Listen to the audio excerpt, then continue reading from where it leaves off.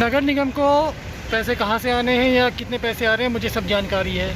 सिर्फ 20 और 14 के पार्किंग से नगर निगम पंचकुला का विकास नहीं करेगा, ये कहना है ओपी सिहाग जी का, ग्राम जजपा के शहरी अध्यक्ष। आज फिर हम आपको बता दें कि नगर निगम के सामने जजपा के शहरी अध्यक्ष ओपी सिहाग एक बार फिर अपनी टीम लेकर पहुंच गए नगर निगम दफ्तर ज्ञापन देने को। जो पेड पार्किंग का मुद्दा है सेक्टर 20 और सेक्टर 14 में लगातार जो मामला गरमाता हुआ पंचकुला के अंदर दिखाई दे रहा है, उस मामले के ज्ञापन लेकर आज फिर एक बार कमिश्नर के दरवाजे को खटखटाया। कमिश्नर ने आश्वासन के रूप में यह तो बता दिया है कि हम इसको हाउस मीटिंग में उठाएंगे, परंतु अभी तक इस मामले में कोई भी पूर्ण रूप से संज्ञान नहीं लिया गया। हालांकि उनका यह भी कहना है कि कागजों के रूप से हर चीज़ की कार्रवाई होती है। अब कल का ये मामला है कि कल ये जो हाउस मीटिंग होगी तो इस मामले में क्या कुछ होगा, हम आपको सुनाते हैं ओपी सिहाग की बात कि क्या कुछ कहा उन्होंने और क्या कमिश्नर द्वारा कहा गया और क्या उन्होंने तंज कसा नगर निगम पंचकुला के ऊपर। आज जननायक जनता पार्टी जिला पंचकुला का एक डेलीगेशन जो है और साथ में कुछ मार्केट के वहाँ के जो पदाधिकारी हैं मार्केट एसोसिएशन के, वो कमिश्नर साहब से मिले हैं नगर निगम ऑफिस में आके, और जो पेड पार्किंग की है सेक्टर 20 की और सेक्टर 14 की अवैध तरीके से, उस बारे में हम आए हैं भी वो ख़त्म की जाए। और बहुत सारी उसमें दिक्कतें लोगों को आ रही हैं, रेजिडेंट्स को आ रही हैं, मार्केट के जो व्यापारी हैं उनको आ रही हैं, और काफ़ी फैक्ट्स हमने उसमें दिए हैं। इस तरह से एक तो उसमें प्रस्ताव पास नहीं कराया गया जो ये थोपी गई है पेड पार्किंग, और दूसरा एक टारगेट बना के दिया गया है कि जो जजपा के जो पार्षद हैं, चाहे वो सेक्टर 20 हो चाहे सेक्टर 14 हो, वहाँ जानबूझ लागू की गई है।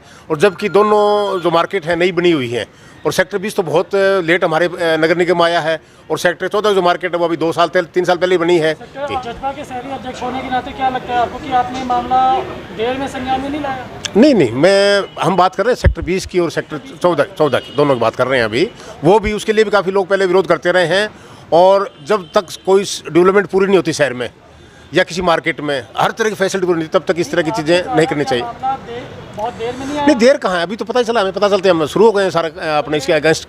ये अगर हमले या बवाल की बात करूँ तो लगभग 2 हफ्ते से ऊपर हो चुका है। नहीं, हमारे पार्षद ऑलरेडी लगे हुए हैं, इन्होंने ये मुद्दा उठाया था सारा, सुशील गर्ग जी ने, और इधर ये राजेश जी हमारे, इन्होंने बाकायदा मुद्दा उठाया। इन्होंने कहा कि जब तक सेक्टर के अंदर पूरी फैसिलिटी नहीं दी जाती और जो पार्किंग प्लेस है वो पूरा नहीं होता, और पार्किंग प्लेस की भी बड़े उबड़ खाबड़ गड्ढे बड़े पड़े हैं वो ठीक नहीं होते, और वहाँ पूरी सीवरेज जिस तरह वहाँ बेहतर रहता है ओपन में, और पार्कों की हालत ख़राब है, तो सारी फैसिलिटी पहले दो, उसकी बाद की बात है। सबसे बड़ी बात है कि हाउस में प्रस्ताव पास नहीं कराया गया। ये जब तक पैसे नहीं आएंगे तो हम डेवलपमेंट कैसे? इससे इतने पैसे से बात नहीं बढ़ती। मुझे पता नगर में पैसे कहाँ से आने हैं, और पैसे काफ़ी आ भी रहे हैं, और सिर्फ 14 सेक्टर और सेक्टर 20 से ही वहाँ से ज़्यादा नहीं पैसे, क्या बाकी तो बहुत मार्केट है और जो ऑलरेडी डेवलप है सारी।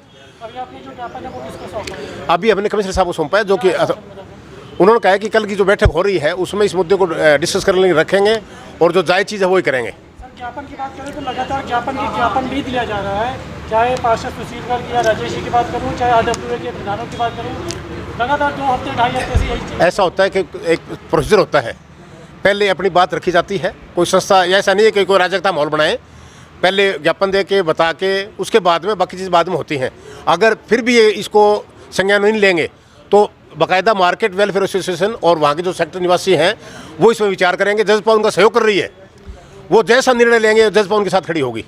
हमने पहले भी यही कहा था, ये इंटरनल पार्किंग है, रेजिडेंस लोकल रेजिडेंस हैं, वही लोग मार्केट में आते हैं, और उनके लिए ये पार्किंग हमारे को टारगेट किया गया सेक्टर 20 को और 14 को तो हमेशा टारगेट में रखा गया है। सड़कें बनी नहीं है, जियो टावर लग जाते हैं, तो ये कस्टमर वैसे बड़ा परेशान होता है। बहुत पहले भी कोरोना के चक्कर में काल में काम बहुत नहीं था, किसी दुकानदार का काम नहीं था, अब थोड़ा बहुत ठीक स्मूथ में जाने के शुरू हुए थे। अभी उन्होंने ये नया चीज़ कर दिया, कोई 10-12 रुपये की चीज़ 50 रुपये की चीज़ लेना है वो पहले पार्किंग दे, कोई फोटो कापी कराना है, कोई पेन लेना है, कुछ भी है पहले पार्किंग दे।